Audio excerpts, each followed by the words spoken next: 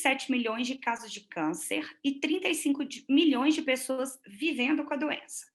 A desnutrição calórica e proteica em indivíduos com câncer é muito frequente e a redução na ingesta total de alimentos é um dos principais fatores determinantes. Paciente com câncer, alguns estudos mostram que o primeiro sintoma nutrológico que ele demonstra é uma aversão à carne vermelha. Vários pacientes que recebem um diagnóstico com câncer, quando a gente vai fazer o interrogatório alimentar deles, que a grande maioria já chega com alto grau de desnutrição na consulta do nutrólogo, eles começam com uma aversão à carne vermelha. Ah, meu Deus, então todo mundo que está com aversão à carne vermelha, a gente vai ter que pesquisar? Não, gente, calma. O paciente é um contexto, né? Então, assim, mas eles têm essa história. O câncer produz cofatores, produz citocinas inflamatórias que diminuem o paladar do paciente. O paladar muda, ele fica com uma disgeusia. O amargo fica muito amargo, o salgado fica extremamente salgado, doce fica muito enjoativo. E é um paciente, quando está no pronto-socorro, a gente tem dificuldade de alimentar ele de via oral, porque o paladar dele está tão alterado que ele acha tudo ruim. Todos os sabores são ruins para ele. Segundo, o tumor produz citocinas que causam hiporexia, tá? Que é a hiporexia própria da doença.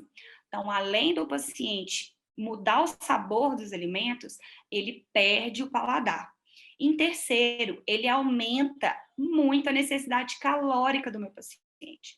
Então, eu tenho um paciente que precisava de viver com 2.000 calorias, agora ele é um câncer, ele precisa de 4.000 calorias, ele mudou o paladar e ele está hiporético. Ou seja, igual a desnutrição proteica calórica. E o grau de desnutrição ou de nutrição do paciente no momento do diagnóstico oncológico é prognóstico de doença. Então, você deu o diagnóstico para o paciente, ele está nutrido, prognóstico favorável. Paciente desnutrido, prognóstico desfavorável, tá? Independente do lugar onde é o câncer.